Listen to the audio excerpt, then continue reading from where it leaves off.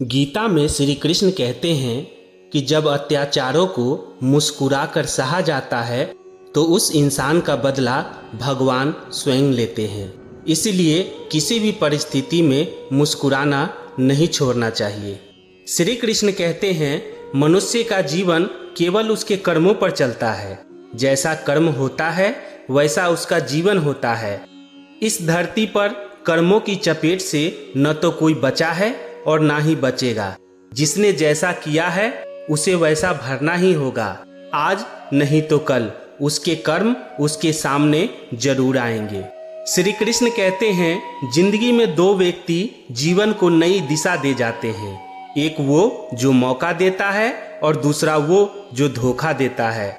गीता में श्री कृष्ण कहते हैं कि परिस्थितियां चाहे कितनी भी खराब क्यों ना हो, वो हमेशा एक जैसी नहीं रहती, वो बदलती जरूर है। इसलिए मनुष्य को हिम्मत कभी नहीं हारना चाहिए।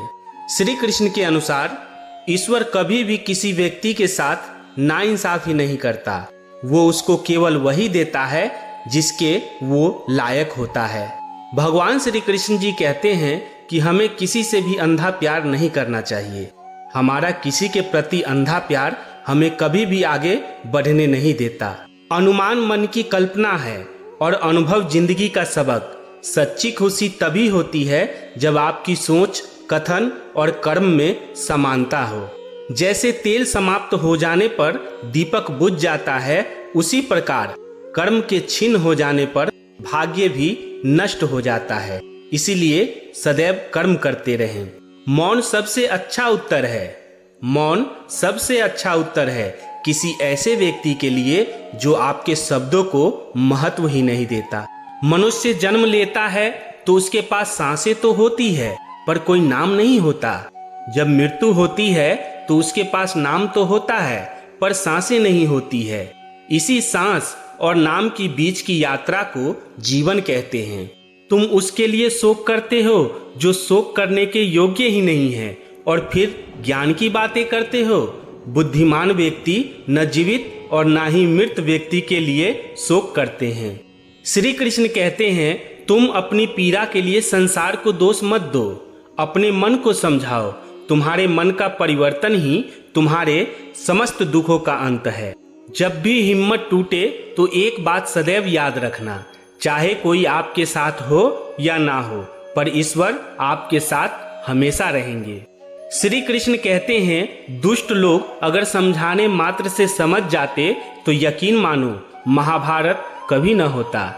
मान अपमान, लाभ हानि, खुश हो जाना या दुखी हो जाना, यह सब मन की शरारतें हैं। जिसे तुम अपना समझकर मगन हो रहे हो, बस यही प्रसन्नता तुम्हारे समस्त दुखों का कारण है। यदि आप किसी के साथ मित्रता नहीं कर सकते तो उसके साथ शत्रुता भी नहीं करनी चाहिए।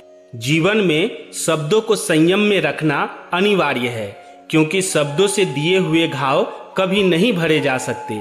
एक बार माफ करके अच्छे बन जाओ, पर दोबारा उसी इंसान पर भरोसा करके बेवकूफ कभी ना बनो।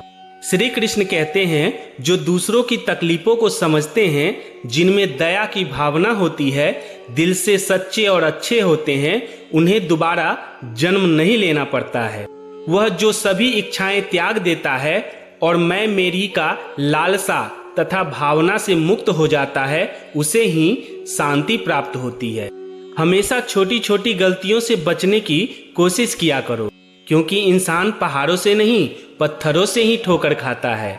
श्री कृष्ण कहते हैं अगर तुम अपना कल्याण चाहते हो तो सभी उपदेशों, सभी धर्मों को छोड़कर मेरी शरण में आ जाओ, मैं तुम्हें मुक्ति प्रदान करूंगा। श्री कृष्ण ने दुष्टों को भी अपनी गलती सुधारने का मौका दिया, क्योंकि वो किसी मनुष्य को नहीं, उसके अंदर की बुराई को मारना चाहते थे। संदेह की स्याही से संबंध के पृष्ठ पर कभी शुभ अंकित नहीं होता। इसीलिए अपने मन के विचार और संबंधों का आधार दोनों ही शुभ रखें। जीवन में आधे दुख इस कारण जन्म लेते हैं क्योंकि हमारी आशाएं बड़ी होती है। इन आशाओं को त्याग करके देखो, जीवन में सुख ही सुख होगा।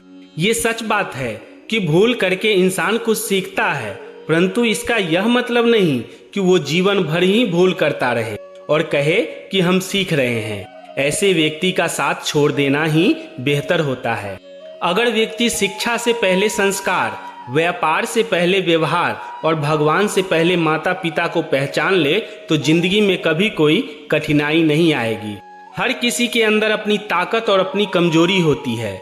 मछली जल में दौड़ नहीं सकता और शेर पानी में राजा नहीं बन सकता, इसलिए अहमियत सभी को देनी चाहिए। श्री कृष्ण कहते हैं, अगर कोई मनुष्य हमारे साथ बुरा कर रहा है तो उसे करने दो, ये उसका कर्म है और यकीन मानो समय उसके कर्म का फल उसे जरूर देगी। लेकिन हमें कभी भी किसी के साथ बुरा नहीं करनी चाहिए, क्योंकि यही हमारा धर्म है। दोस्तों, आज का ये संवाद आपको कैसा लगा कमेंट में जरूर बताएं और प्लीज हमारे चैनल को सब्सक्राइब जरूर करें। धन्यवाद।